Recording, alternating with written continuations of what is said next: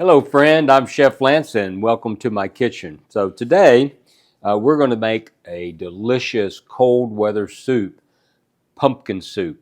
You could, let me say this. I've got this leftover pumpkin puree from a pumpkin pie I made. That was turned out fantastic. So this is going to be a soup version. And I won't use all of this. The rest I'm just going to freeze and use for something else later.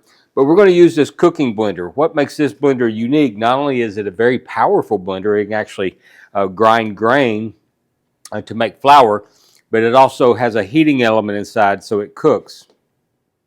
And now this is very similar to what's in Europe on a professional level. I think these are just starting to come to the United States. I haven't priced one yet, but they're called a Thermomix. It essentially does the same thing. This is a home version of that, and I'll put the link where I got this below. I've used it before. I've got other videos out there on it. But let's get started on this soup. Now, I am not making a vegan version. I am going to make a full head-on carnivore version, but that's okay. You can make this vegan, and I'll tell you as we go along. Well, first of all, I'm going to put this puree in. And then I'm going to add some very gelatinous chicken stock. Now, if you were going to go vegan, you would do a vegetable stock. This is going to have this. I made this earlier. I've got a video on that I'll put out there for you. We'll adjust that as we need to. Now, it's cream. Most recipes I saw out there call for cream. I want something a little different because I want some tang to it. This is actually a roasted pumpkin. So the pumpkin was roasted to make the puree. I've got roasted garlic, roasted onions. And so now we're going to add creme fraiche. And so I'll post a video where I show you how to do that. It is a lighter version of sour cream. I like it much better than sour cream. Not as thick, not as heavy, not as tangy. Now I'm hoping I'm not overfilling this thing, but we will see. Now I'm going to add some roasted garlic. I roasted them to take away the raw taste and to give a roasted flavor, but it also adds to the sweetness. I've got some roasted onions. Now, if you don't have a cooking blender, you still want to make this. You would do this a couple ways. You'd get your pie pumpkin, and you really did use pie pumpkin. I'm putting in my spices, little pepper, little cayenne for some heat. I've got some maple syrup. Love maple syrup. So you would roast your pie pumpkin to make a puree, or you don't even, if you're doing it in the stovetop, you don't even have to make a puree. You just put it in chunks. You would blend it later. By the way, all these spices are listed on the recipe on the website. And then you would saute and caramelize your vegetables that you're going to put in here, like the onions and the garlic and all that. You would do that in a pan, add the pumpkin to it, add your broth to it, and then you would either use an immersion blender or you would use transfer it to a regular blender, and then you could blend it up that way and then reheat it. Now this cooking blender does all of that. Now the puree is not in chunks. I've already pureed that. And I'm going to put it on soup mode. Now this heats it up to 212 degrees. This will take about 20 minutes. So I'm going to get this started. And there it goes.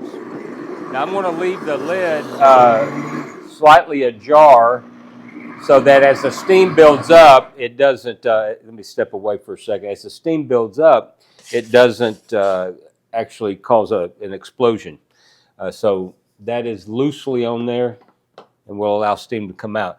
Now I'm going to turn this on a medium low. What we're going to do now is we're going to toast off our garnish, which is green pumpkin seeds, pepitas. Put those in the pan. I'm going to slightly toast those over medium-low heat.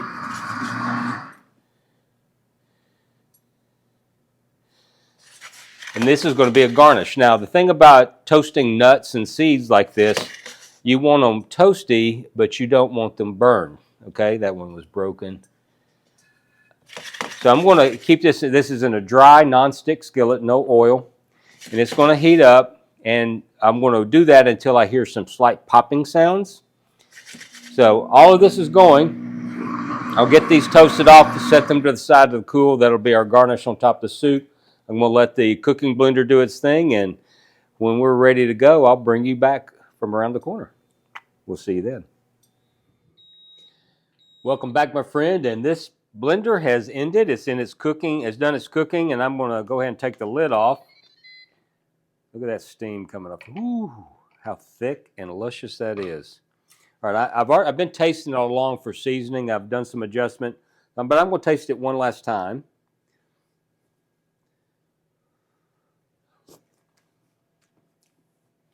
And it is spot on.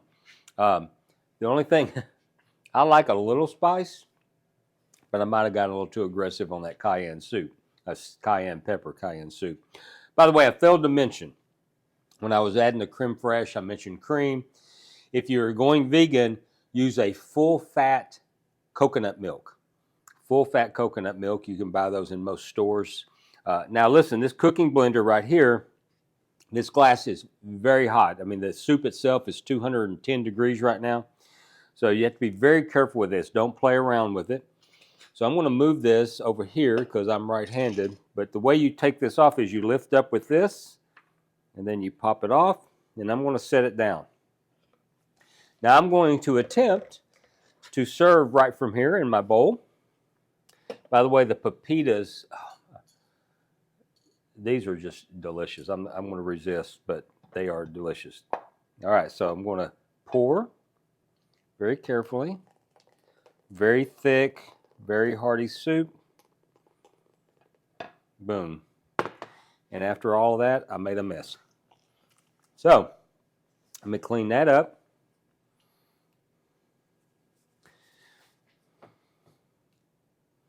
And then we're going to garnish it.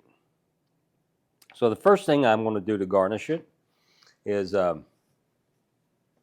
with my creme fraiche. Now, if I was using cream, I'd use cream. But the creme fraiche is going to be perfect here. And I'm just going to take, I've got it right here in this little creamer. And I'm going to take it and lightly pour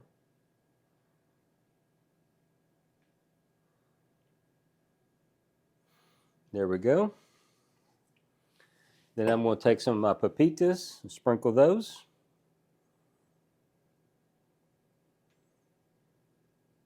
Oh my goodness, this looks so good. Well, I know it tastes good. I've been tasting it all along. All right, my friend, and that is your pumpkin soup out of your leftover puree. I'm going to take a couple pictures and we're going to taste this thing. See you around the corner. All right, my friend, it's my favorite time of the day, and I'm going to taste this thing. This is, oh my goodness. This, if you just had smell-o-vision, oh my.